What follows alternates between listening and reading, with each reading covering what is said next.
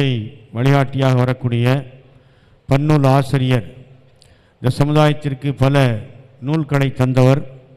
குறிப்பாக சென்ற ஜோலில் நீங்கள் வரும்பொழுது உங்களுக்காக ஒரு தர்ஜுமா ஒன்று நிறுவனத்தின் சார்பாக கொடுக்கப்பட்டிருக்கும். அல் அமானத் டெஸ்டின் சார்பாக வெளியிடப்பட்ட திருக்குரான் தர்ஜுமா. அல்லாஹ்வின் அருளால் இன்றைக்கு தமிழ் அறிந்த உலகிலே நல்ல ஒரு வரவேற்பை பெற்ற ஒரு தர்ஜுமாவாக அது அமைந்திருக்கிறது என்று தமிழகத்தினுடைய மூத்த ஆலிம்களும் அறிஞர் பெருமக்களும் சொல்லக்கூடிய அளவிற்கு அற்புதமான தர்ஜுமா. அதை நீங்கள் படித்திருப்பீர்கள். எனவே அந்த தர்ஜுமா அல்லாஹ் எங்களுடைய உஸ்தாத் பெருந்தகை கண்ணியத்திற்குரிய ஓஎம் ஹசரத் கபிலா தாமத் பரக்காத்துஹும் அவர்களுடைய ஏற்பாட்டில் அவர்களோடு அந்த தர்ஜுமா வெளி வருவதற்கு மிக உறுதுணையாக இருந்து உழைப்பு செய்த வழிகாட்டிகளில் ஒருவரான சென்னை சாந்தோம் ஜும்மா மஸ்ஜினுடைய தலைமை இமாம் மௌலானா மௌலவி கலீல் ரஹ்மான் மன்பையி ஹஸ்ரத் அவர்கள் இப்பொழுது ஒரு சில வார்த்தைகள் பேசுவார். அவுது பில்லாஹி மினஷ் ஷைத்தானிர் ரஜீம். பிஸ்மில்லாஹிர் ரஹ்மானிர் ரஹீம். அல்ஹம்துலில்லாஹி ரப்பில் ஆலமீன். வஸ்ஸலாத்து வஸ்ஸலாமு அலா சய்யிதினா முஹம்மதின் வாலிஹி வ சஹ்பிஹி அஜ்மாயின் அம்மா பஅத். ஃபகத் கால அல்லாஹு தஆலா ஃபில் குர்ஆனில் கரீம் ஃபீ மஹ்கமி தன்ஸீல் அத்திமுல் ஹஜ்ஜ வல் உம்ரத லில்லாஹ். அல்லாஹும்ம ஸல்லி அலா சய்யிதினா முஹம்மதின் ஷம்ஸில் அன்பியாஇ பத்ரில் முர்ஸலீன் வ குதுபில் அவுலியாஇ வ இஃப்திகாரில் முத்தகீன் தாஜில் உம்மதி ஷஃபீல் முத்னிபீன் ஷஃபீஇ யௌமுல் கியாமா அல்லாஹு யா ஹாதி. புகழனைத்தும் அல்லாஹ் ஒருவனுக்கே உரித்தானது. கண்மணி நாயகம் ரசூலுல்லாஹி ஸல்லல்லாஹு அலைஹி வஸல்லம் அவர்கள் மீதும் அவர்களுடைய குடும்பத்தார்கள், சஹாபாக்கள், இமாம்கள், தாபீன்கள், வலிமார்கள் மற்றும் இங்கே வருகை தந்திருக்கக்கூடிய நம் அனைவர் மீதும் அல்லாஹுவின் புறத்திலிருந்து சாந்தியும் சமாதானமும் என்றென்றும் உண்டாகட்டுமாக. எல்லாம் வல்ல அல்லாஹு ஜல்ல ஷானஹு வ தஆலா நாம் மேற்கொள்ளக்கூடிய இந்த ஹஜ்ஜுடைய பயணத்தை மிகவும் லேசாக்கி தருவானாக. இந்த ஹஜ்ஜுடைய பயணத்தின் போது 2 ஹரம்களிலும் நம்முடைய சக்திக்கு மீறிய அமல்களை செய்வதற்கான வாய்ப்புகளை அல்லாஹு தஆலா அதிகமாக வழங்குவானாக. இந்த பயணத்தின் போது அதிகமாக தவாஃபுகளையும் உம்ராக்களையும் செய்யக்கூடிய வாய்ப்புகளை அல்லாஹு தஆலா வழங்கிடுவானாக.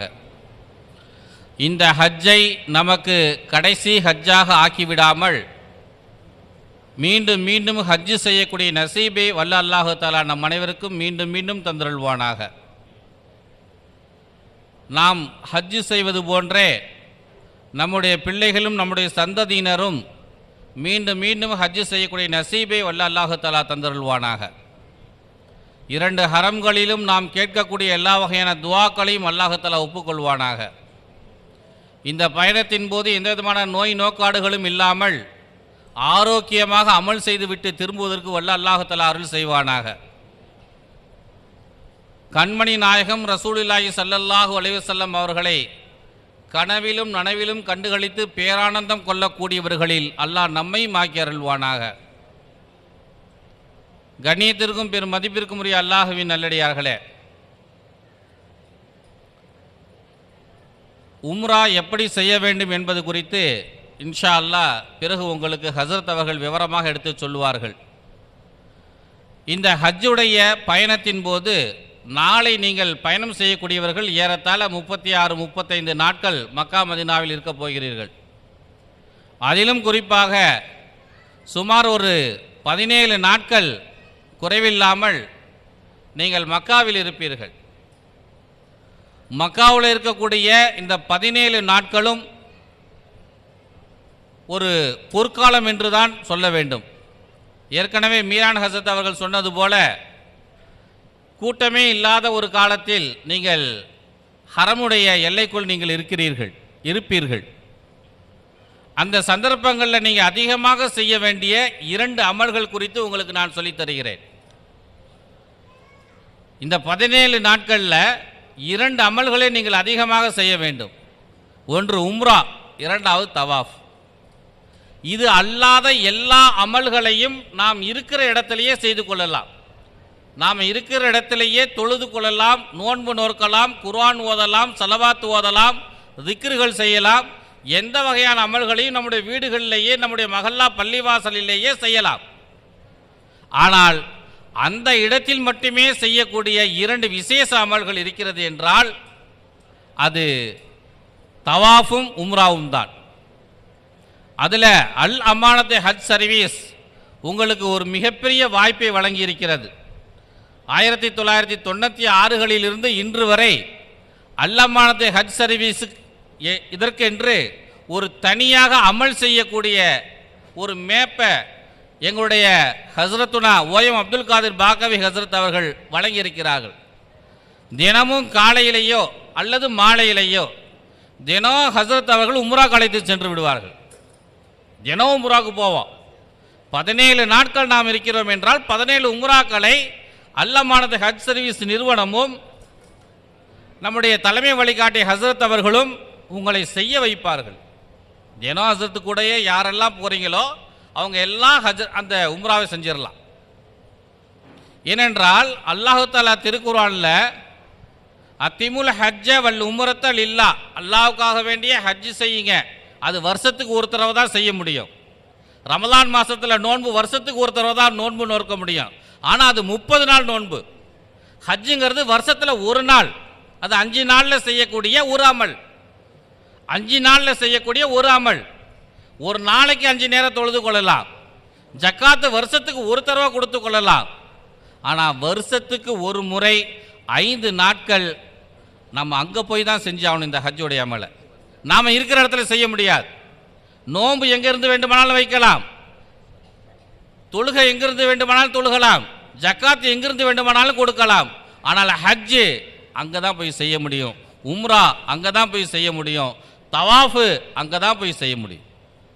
ஆகவே அன்பார்ந்த அல்லாஹ்வின் நல்லடியார்களே, இந்த பயணத்தில் இந்த அமல்களை நீங்கள் அதிகமாக செய்து வாருங்கள். அது நமக்கு மிகப்பெரிய ஒரு புண்ணியத்தை சேர்த்து தரும்.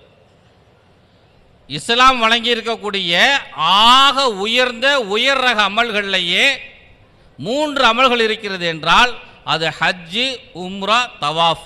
இதற்கு அடுத்தபடியாக உள்ளதுதான் நமக்கு நோன்பு, தொழுகை, ஜக்காத்து, இது போன்ற அமல்கள் எல்லாம். ஆகவே அன்பார்ந்த அல்லாஹ்வின் நல்லடியார்களே, இந்த ஒரு பயணத்தில் நீங்கள் 3 அமல்களை செய்ய போகிறீர்கள். இந்த 3 அமல்களையும் எந்த விதமான குறைபாடுகளும் ஏற்பட்டு விடாமல் நிறைவாக இந்த அமலை செய்துவிட்டு வருவதற்கு உங்களை நீங்கள் தயார் செய்து கொள்ளுங்கள். அவ்வப்பொழுது என்ன செய்ய வேண்டும் என்பதை நம்முடைய தலைமை வழிகாட்டியும் ஹசரத்துமார்களும் உங்களுக்கு சொல்லிக்கொண்டே இருப்பார்கள். அவங்க சொல்கிற நேரத்தில் செஞ்சால் போதும். அந்த அமலை நீங்கள் 100% முழுமையாக செய்துவிட்டு ஒப்புக்கொள்ளப்பட்ட ஹஜ்ஜை செய்தவர்களாக நம்முடைய இல்லம் திரும்பலாம் என்பதில் சந்தேகம் இல்லை. ஆகவே அன்பார்ந்த அல்லாஹ்வின் நல்லடியார்களே, உம்ராவை நீங்கள் அதிகமாக செய்யணும். இந்த பயணத்தின் போது அதில் தினம் செய்ய முடியவில்லை என்று சொன்னாலும் ஏதோ ஒரு நாள் விட்டு ஒரு நாள், 2 நாட்களுக்கு ஒரு முறை என்று நீங்கள் இந்த அமலை நீங்கள் செய்யுங்கள். அது உங்களுக்காக செய்து கொள்ளலாம், காலம் சென்ற உங்களுடைய குடும்பத்தினருக்காக செய்து கொள்ளலாம், உங்களுடைய குடும்பங்களில் உயிரோடு இருப்பவர்களுக்காக வேண்டி செய்து கொள்ளலாம். ஒரே உம்ராவை 10 பேர்த்துக்கு, 5 பேர்த்துக்கு, 4 பேர்த்துக்கு என்று நீங்கள் சேர்த்தும் செய்யலாம். அந்த நன்மையை அல்லாஹ் டிவைட் பண்ணி அவர்களுக்கு வழங்குவான், அவ்வளவுதான். அதனால் இந்த உம்ராவை செய்ய உங்களை நீங்கள் தயார் செய்து கொள்ளுங்கள். பெருமானார் ஸல்லல்லாஹு அலைஹி வஸல்லம் அவர்கள் சொல்லுவார்கள், உம்ரா என்பது சிறிய ஹஜ், ஹஜ்ஜுக்கு நிகரான ஒரு அமல் என்று பெருமானார் ஸல்லல்லாஹு அலைஹி வஸல்லம் அவர்கள் சொல்லுவார்கள். உம்ரா செய்வதின் காரணமாக உங்களுடைய வறுமைகள் போய்விடும், உங்களுடைய பாவங்கள் மன்னிக்கப்படும் என்றும் சொல்லுவார்கள். அதே போல பெண்களுக்கு ஜிஹாது இல்லை, ஆண்கள் தான் ஜிஹாதில் யுத்தங்களில் கலந்து கொள்ள வேண்டும். ஆனால் பெண்களுக்கு ஜிஹாது இல்லை. ஆனால் பெண்களும் ஜிஹாது செய்கிறார்கள் என்றால் அது உம்ரா, அது ஹஜ்ஜு என்று நபிகள் நாயகம் ரசூலுல்லாஹி ஸல்லல்லாஹு அலைஹி வஸல்லம் அவர்கள் அழகாக நமக்கு சொல்லித் தருகிறார்கள். அல்லாஹ்வினுடைய விருந்தாளிகள் 3 பேர். அல்லாஹ்வினுடைய விருந்தாளிகள் 3 பேர். அதில் ஜிஹாது செய்யக்கூடியவர்கள், ஹஜ் செய்யக்கூடியவர்கள், உம்ரா செய்யக்கூடியவர்கள்.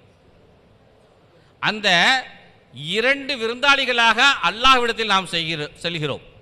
ஒரு அல்லாஹ்விடத்தில் 2 விருந்தாளிகளாக நாம் செல்கிறோம். இது ஒரு பெரிய பாக்கியம்.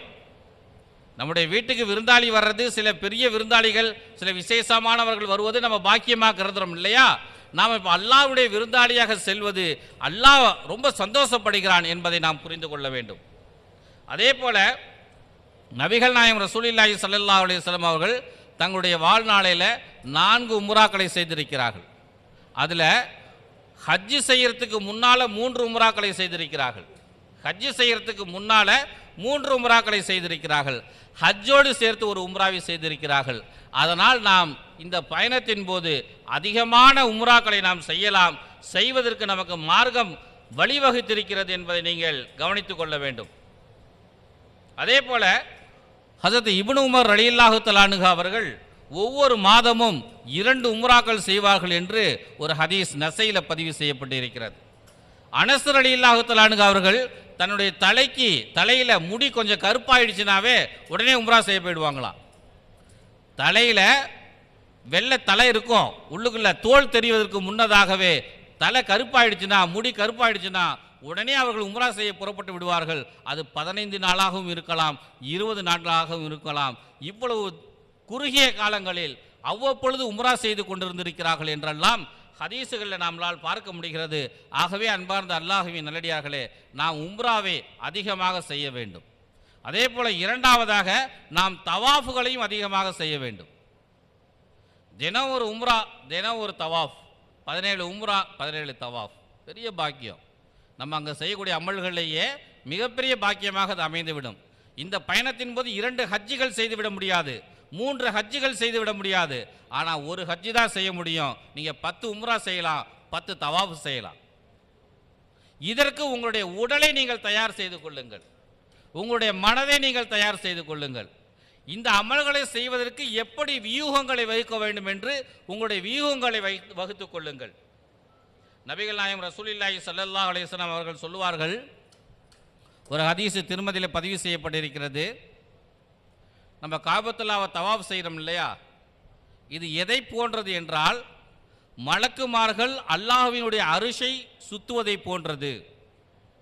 மலக்குமார்கள் அல்லாஹ்வினுடைய அரிஷை சுத்துவது போன்றது என்று நபிகள் நாயகம் ரசூலுல்லாஹி ஸல்லல்லாஹு அலைஹி வஸல்லம் அவர்கள் சொல்லுவார்கள். நாம் காபத்துல்லாவை தவாஃப் செஞ்சோம்னா அல்லாஹ்வினுடைய அரிசை சுத்துவது போன்ற ஒரு அமல் என்று நமக்கு சொல்லி தரப்பட்டிருக்கிறது. அதனால் அதிகமாக நீங்கள் தவாஃப் செய்யுங்கள். தவாஃப் செய்வதின் காரணமாக மிகப்பெரிய நன்மைகள் கிடைக்கும்.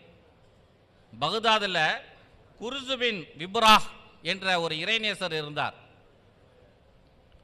இவர் ஒரு உம்ரா சென்றிருக்கும் பொழுது பகல் நேரத்தில் ஒரு நாளில் 70 உம்ரா செய்வார்கள், இரவில் 70 உம்ராக்கள் செய்வார்கள்.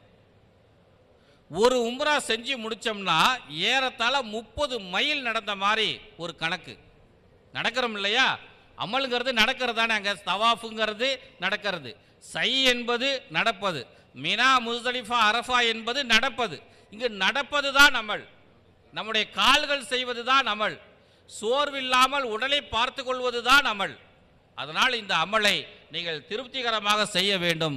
அந்த குர்ஸு பின் விப்ராஹ் ரஹ்மத்துல்லாஹி அலைஹி அவர்கள் 70 தவாஃபுகளை செய்வார்கள். 70 தவாஃபுகளுக்காக தவாஃபை முடிச்சதுமே 2 ரக்காத்து நஃபில் தொழுதானும், வாஜிபான தொழுகை. ஹனஃபி மதுகபில் வாஜிபு, ஷாஃபி மதுகபில் சுன்னத்து. அந்த 2 ரக்காத்துகளை தொழுக வேண்டும். அப்படி என்று பார்த்தால் 70 தவாஃபுகளுக்காக 140 ரக்காத்துகள் தொழுவார். இது எவ்வளோ பெரிய பாக்கியம்! காபத்துல்லாவுக்கு முன்னால் 140 ரக்காத்துகள் தொழுகுவது. இமாம் கஸாலி ரஹமத்துல்லாஹி அலைஹி அவங்க ஒரு பயணத்தில் இருந்தாங்க. ஒரு இடத்துல காவல்துறை அதிகாரிகள் நிறையா நின்றுருந்தாங்க. காவல்துறை அதிகாரிகள் அதிகமாக இருந்தாங்க, போலீஸ்காரங்களாக நின்றுருந்தாங்க. அங்கே சில வழிப்பறி கொள்ளையர்களை பிடித்து வைத்திருந்தார்கள். கொள்ளைக்காரனுவ அந்த காலத்துலலாம் ஹஜ்ஜிக்கு போகிறவங்க உம்ராவுக்கு போகிறவங்கள கொள்ளையடிப்பாங்க. அப்படி கொள்ளையடிக்கக்கூடியவர்கள் சில பேரை பிடிச்சி வச்சுக்கிட்டு போலீஸ்காரங்க நின்றுருந்தாங்க. இமாம் கஸாலி ரஹ்மத்துல்லாஹி அலைஹி அவங்க இந்த காட்சியை பார்த்துக்கிட்டே அந்த தெருவில் நடந்து போகிறாங்க.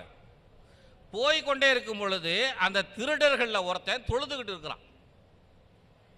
திருடர்களில் ஒருத்தன் தொழுதுகிட்டு இருக்கிறான். இது என்னடா கொடுமை! திருடன் முஸ்லீமாக இருக்கிறான், அவன் தொழுகிறான். வேற தொழுகிறவன் எப்படி திருட முடியும் அப்படின்னு நம்ம நினைப்போம். ஆனால் அந்த திருடன் தொழுகையாளியாக இருக்கிறான். இமாம் கசாலி ரஹ்மத்துல்லாஹி அவங்க இந்த காட்சியை பார்த்துட்டு கொஞ்ச நேரம் நின்றாங்க. அவன் தொழுது முடித்த உடனே அவனை கூப்பிட்டு, நீ முஸ்லீமான்னு கேட்டாங்க. ஆமாம் நான் முஸ்லீம் தான். என்ன நீ தொழுகிற? ஆமாம் நான் தொழுகிறேன். திருடனாக இருக்கிறியே, அது வேற தொழில், இது வேற. இந்த தொழுகை என்பது எனக்கும் இறைவனுக்குமானது. திருடுதல் என்பது என்னுடைய தொழில். இதையும் நீங்கள் மிக்ஸ் பண்ணி பார்க்காதீங்க, அது வேற இது வேற என்று சொன்னான். எனக்கும் என் இறைவனுக்கும் இடையே இந்த தொழுகை ஒரு பாலமாக இருக்கிறது என்று சொன்னான் ஒரு வார்த்தை. இமாம் கசாலி ரஹ்மத்துல்லாஹி போயிட்டாங்க. அவங்க ஹஜ்ஜி செய்யும் பொழுது, இமாம் கசாலி ரஹ்மத்துல்லாஹி அவங்க ஹஜ்ஜி செய்யும் பொழுது அந்த திருடனை தவாஃபில் பார்க்குறாங்க. அவன் தவாஃப் செஞ்சிட்டு இருக்கான். அந்த திருடன், நீ அவன் தானே என்று கேட்டார்கள். ஆமாம் நான் அவன் தான். நீங்களும் அவர் தானே ஏன்ட்ட அந்த கேள்வி கேட்டது? ஆமாம் நான் தான். என்ன இங்கே சுற்றிக்கிட்டு இருக்கிற? நான் உம்ரா செய்கிறதுக்கு வந்திருக்கிறேன். உம்ரா செய்ய வந்திருக்கியா? நீ பெரிய திருடனாச்சே.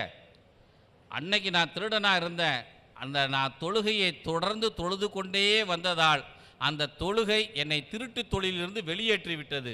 இன்ன சலாத்த தன்ஹானில் ஃபஹ்ஷா வல் முன்கர்.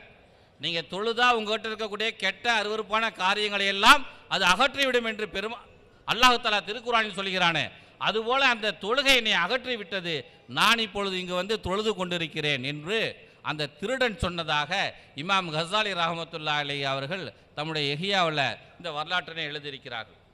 அப்பொழுது கடைசியாக இமாம் கசாலி ரஹ்மத்துல்லாஹி அலைஹி அவங்க ஒரு வார்த்தையை சொல்கிறாங்க, அல்லாஹுவுக்கும் நமக்கும் இடையே ஏதாகிலும் ஒரு காரியம் மிகப்பெரிய நெருக்கத்தையும் பிணைப்பையும் ஏற்படுத்திவிடும். அந்த பிணைப்பை ஏற்படுத்தக்கூடிய அந்த காரியம் ஒரு முடி அளவு கூட இருக்கலாம். ஒரு முடி அளவு கூட ஒரு காரணமாக இருக்கலாம். என்னமோ ஒரு காரணம் நமக்கும் அல்லாஹ்வுக்கும் மத்தியில் ஒரு நெருக்கத்தை ஏற்படுத்திவிடும். இவனை அல்லாஹ்வின் பக்கம் நெருக்கியது அவனுடைய தொழுகைதான் என்று ஹஸரத் இமாம் கசாலி ரஹ்மத்துல்லாஹி அலைஹி அவர் சொல்வார்கள். அதுபோல இந்த ஹஜ்ஜுடைய இந்த உம்ராவினுடைய பயணங்களின் போது நமக்கும் இறைவனுக்கும் ஏதேனும் ஒரு வகையில் நெருக்கம் ஏற்பட்டு விட்டால் அதைவிட மிக உயர்ந்த சிறந்த காரியம் நம்முடைய அமல்களில் வேறு எதுவுமாக இருக்க முடியாது. அதனால் அப்படிப்பட்ட ஒரு தருணம் ஏற்பட வேண்டும், ஒரு ஸ்பார்க் ஏற்பட வேண்டும் என்று நீங்கள் துவா செய்து கொண்டே இருங்கள். உங்களுடைய உடலை நீங்கள் தயார் செய்து கொள்ளுங்கள். அதிகமாக நடக்க வேண்டும். இந்த அமலை முழுமையாக செய்துவிட்டு வர வேண்டும். இதுபோன்ற அமல்களை நம்முடைய வாழ்நாளில் இருக்கும் வரை செய்ய வேண்டும் என்று நீங்கள் துவா செய்யுங்கள். எல்லாம் வல்ல அல்லாஹு ஜல்ல ஷானஹு வ தஆலா நம் அனைவரையும் மீண்டும் மீண்டும் ஹஜ் உம்ரா செய்யக்கூடியவர்களாக ஆக்கி அருள்வானாக. ஆமீன். வாஹிரு தஅவானா அல்ஹம்துலில்லாஹி ரப்பில் ஆலமீன். அஸ்ஸலாமு அலைக்கும் வரஹ்மத்துல்லாஹி வபரகாத்துஹு.